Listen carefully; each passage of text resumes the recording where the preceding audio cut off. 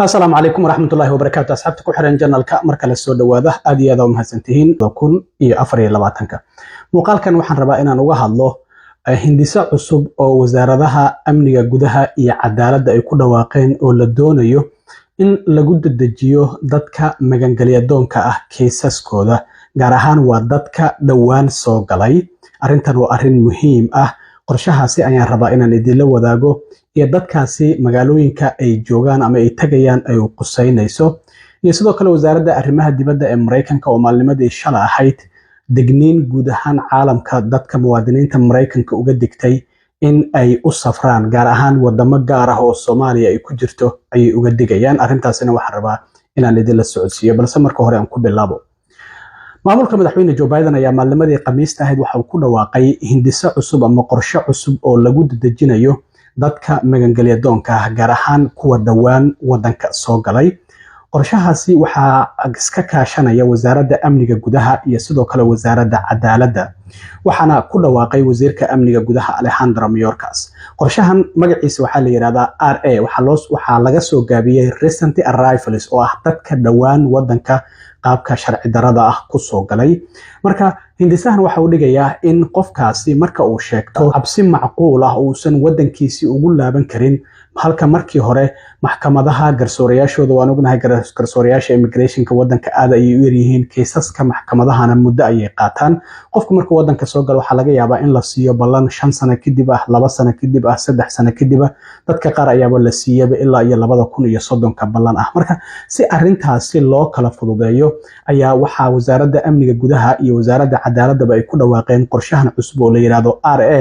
oo recent arrivalska kaasi oo garsoorayaasha maxkamadu ay 180 maalmood ay go'aan uga gaarayaan qofka dhawaan wadanka soo galay in wadanka loo ogolaado iyo in wadanka laga saaro qofkii marka aan la diido si degdeg ah ayaa wadanka looga masaafurin doona marka wasiirka cadaaladda Alejandro Mayorkas ayaa waxa uu sheegay maadaama Congressku uu ku guul dareystay ayuu yiri in uu ansaxiyo sharcigii labada xisbi ay isku raaceen waxaan qaadaynaa tilaabadan aan ku bedelayno waxaana aan sameeynaa uu yiri wixii aan awoodno si aan u dhaqan gelino sharciyada immigrationka ee wadanka isla markaana aan uga hortagno soo galootiga sharci darada ah ee wadanka ku soo qulqulaya arrintan waxa ay saameynaysaa dadka ka soo gala xadka koonfur galbeed isla markaana qofkii wadanka soo galo oo dhawaan soo galay isla markaana kiiskiisu uu noqday kiis lagu qanco garsoorayaasha maxkamadu horay ayay go'aan kiiskiisa ka gaarayaan muddo 6 bilood gudahooda oo 180 maalmood qofkii kale oo wadanka qaab sharciya aan ku joogina si dhaqso ah ayaa wadanka looga masaafurinaya sidoo kalena wasiirka cadaaladda oo isaguna Mary Garlick ayaa isaguna waxa uu sheegay in tilaabadan ay tahay mid horay loo soconayo isla markaana lagu xaqiijinayo in kiisaska immigrationka si degdeg ah oo cadaalada go'aan ay uga gaaraan garsoorayaasha maxkamadaha marka arrintan waxay qusayn doontaa dhowr magaalo dadka tagaya marka qofku marka uu wadanka soo galo haddii uu kiiskiisa ama interviewgiisa ugu horeeyo oo kiiskiisu noqdo mid macquul ah qofka markaasi ballan maxkamadeed ayaa la siiyaa hadii la xireyno wadanka ayaa lagu sii daayaa iyadoo addresskiisa iyo informationkiisa iyo numberka meesha uu ku socdo dhamaanba laga reebay markaas kadib ballantaasi maxkamadeed sida aan sheegay muddo sanadaha ay qaadan kartaa qofku ballantiisa u horeysay ee maxkamadeed oo kiiskiisa lagu dhageysanayo inuu helo marka arrintan waxay qusaynaysaa dadka single adultka dadka qaangaarka ah oo single-ka ah kuwaasi oo si sharci darro ah dhawaan wadanka ku soo galay isla markaana ku wajahan magaalooyinkan soo socda ma ahan wadanka oo idil magaalooyinkan marka waxay kala yihiin Atlanta oo ku taala Georgia waxay kala yihiin Boston oo ku taala Massachusetts Chicago oo Illinois New York iyo sidoo kalena Los Angeles waxa ay qusaynaysaa shantaasi magaalo dadka dhawaan wadanka soo galay oo shantaasi magaalo ku socda kiiskooda immigrationka ama kiiskooda asylumka oo magangalya doonka si degdeg ah ayaa go'aan ay garsoorayaasha maxkamaduhu uga gaarayaan lama huba ayaa la leeyahay inta qof oo arrintan ay saameyn doonto laakiin qorshahan cusub ama hindisahan cusub oo loo bixiyay RA recent arrivals oo dadka dhawaan wadanka soo galay waxa ku lug lahaan doona 10 garsoore oo garsoorayaasha immigration ayaa go'aan degdeg ah ka gaari doona waxaana sidoo kalena qofka haddii loo ogolaado inuu wadanka joogo waa uu sii joogi doonaa, haddii kalena si degdeg ah ayaa looga masaafurin doonaa. toddobaadkii hore waxaan ogeyn in maamulka madaxweyne Joe Biden uu ku dhawaaqay qorshihiisii cusbaa oo ah dadka marka ay xad ka yimaadaan looga shakiyo in ammaanka qaranka ay khatar ku yihiin iyo weliba badqabka dadweynaha Mareykanka in isla markiiba xadka laga celinayo oo aan wadanka loo soo gudbinaynin. hadda tanna marka waa qorshe kale oo cusub oo khamiistii labada wasaaradood ee amniga gudaha iyo cadaaladda ay ku dhawaaqeen isla markaana iska kaashanayaan. sidoo kale maamulka madaxweyne Joe Biden waxa uu ku dhawaaqay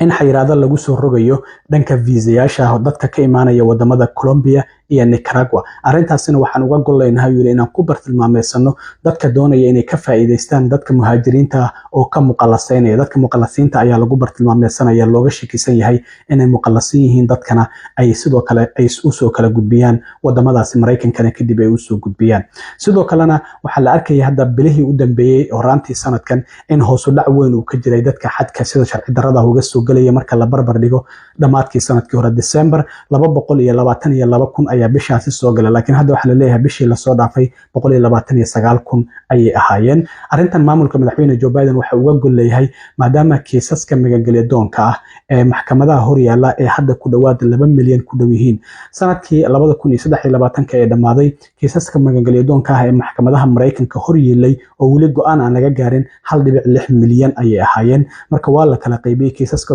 dadka magangelyo doonka defensive asylum iyo affirmative asylum ayay u kala baxaan. marka defensive asylum-ka qofka looga baahan yahay kiiskiisa inuu isdifaaco oo maxkamad hortago oo kiiskiisu uu yahay kiis macquula inuu ku qanciyo garsooraha, taas waxaa la yiraahdaa defensive asylum oo qofkaasi waa in wax lagu qanci karo uu hor keenaa garsooraha kiiskiisa go'aan ka gaaray. waxay gaarayaan ayaa la leeyahay kiisaskaasi ilaa iyo 800 oo kun ayay gaarayaan kiisaska defensive asylum-ka. kuwa sidoo kale affirmative asylum-ka ah oo qofkan kiiskiisa uu noqday kiis lagu qalcay oo muran weyn uusan ka taagnayna sidoo kale 842,000 ayay gaarayeen. waxaa la leeyahay qaar ka mid ah 11 magaalo oo magaalooyinka Mareykanka ka mid ah dadka degan iyo kiisaska asylum-ka ee maxkamadaha hor yaala magaalooyinkaasi kiisaska applicationada waxa codsiyada asylum-ka ayaa badan oo hor yaala. marka arrintaasi ayaa maamulka madaxweyne Joe Biden uu ka dhawaajiyay, gaar ahaan wasaaradaha amniga gudaha iyo cadaaladda ayaa iska kaashanaya. waxaana sidoo kalena ay muujinaysaa hadda ay Congress-ka ay ka dalbaday wasaaradda amniga gudaha ay ka dalbatay in sharci la meel mariyo isla markaana la fixi gareeyo immigrationka ee burbursan si loo helo garsoorayaal aad u fara badan oo dhinaca immigrationka maxkamadaha immigrationka ilaa iyo 650 ayay gaarayaan ayaa leh garsoorayaasha hadda immigrationka ee kiisaska asylum-ka ama magangelyadoonka go'aan ka gaaraya si loo helo asylum officers saraakiil dhinaca magangelyadoonka qaabilsan iyo shaqaale kale si loo helo waa in Congress-ka uu sharciyo meel mariyaa. marka arrintan waa arrin muhiim ah oo saameyn doonta dadka dhawaan soo galay. sharciga magaciisa waxaa la yiraahdaa RA waa recent arrivals. khamiistii ayaana lagu dhawaaqay. waxaan filayaa in dad fara badan ay ka faa'iideysan doonaan sharcigaasi haddii laakiin magaalooyinkaasi shanta ay Atlanta, Boston, Chicago, New York iyo Illinois aad ku wajahan tahay waayo dhawaanna aad wadanka soo gashay amaba aad joogto. sidoo kalena wasaaradda arrimaha dibadda shalay waxay soo saartay digniin ay u dirayso muwaadiniinta Mareykanka guud ahaan caalamka. waxay leeyihiin kooxo argagixisa oo ajnabi ah ayaa weeraro fulin kara, waxayna bartilmaameysan karaan muwaadiniinta Mareykanka gaar ahaan dadka isku jinsiga ah ee isku taga. waxaa ka dhici kara mudaharaadyo iyo sidoo kalena violent events in dhici karaan, sidoo kalena qalalaaso ay ka dhici karaan meelahaasi oo dadka Mareykanka lala bartilmaameysanayo. marka waxay ku waaninaysaa dadka Mareykanka ah ee ka safraya Mareykanka ee caalamka meelo kala duwan u safraya in taxadir dheeraad ah ay muujiyaan. qofku waa uu safri karaa, laakiin waxa la leeyahay bal marka hore iska hubi wadanka aad u safrayso waa sidee xaaladiisa ammaanka. hadda wadamada sida gaarka ay wasaaradda arrimaha dibadda qoraalkeeda shalay uga digtay waxaa ka mid ah wadanka Ruushka, waxaa ka mid ah Syria iyo Ukraine. waxaan ognahay Ruushka iyo Ukraine in isdagaalayaan, Syria sidoo kale dagaal inuu ka socdo. waxaa sidoo kale ka mid ah wadamada kale Iran oo Mareykanka xiriir diblomaasi oo wanaagsan aysan la lahayn, wadanka Soomaaliya oo kooxda Al-Shabaab ay ka dagaalamayso, dowladda ay la dagaalamayso, iyo wadanka Suudaan oo ilaa iyo bishii Abriil ee sanadkii hore ay 2 generaal ku dagaalamayaan xaaladiisa ammaankan aysan wanaagsanayn. dhowrkaasi wadan ayaa wasaaradda arrimaha dibadda ee Mareykanka ee muwaadiniinteeda ay uga digaysaa inay u safraan. haddii guud ahaan waad safri kartaa ayaa lagu leeyahay oo safrin laguma dhihin, laakiin qofku waa inuu taxadir dheeraada muujiyaa haddii uu wadamadaasi u safrayo ama guud ahaanba caalamka oo u safraya. toddobaadkii hore waxaa soo baxday in askari Mareykan oo ciidamada Mareykanka ee fadhigoodu yahay South Korea wadanka ruushka gabar cadaan ruushka uu saaxiib lahaa in inta uu booqday la xiray oo la yiri waxa uu alaab ka xaday ama lacag uu ka xaday haweeneydaas uu saaxiibka la ahaa marka Mareykanku waa uu ka digayaa in wadamada ruushka Ukraine Syria Soomaaliya Iran iyo Suudaan ba sidoo kale ay muwaadiniinta Mareykanka ay u safraan waad safri kartaa laakiin taxadir dheeraad ah muujina waa lagu leeyahay waa digniin iyo sidoo kale wasaaradda arrimaha dibadda Mareykanka ee maalmada shalay ay ku dhawaaqday marka aad iyo aad u mahadsantiin asxaabta intaan mar kale kulmi doono waa saaxiibkeen cilmi waaro idin la sidaa iyo nabadgelyo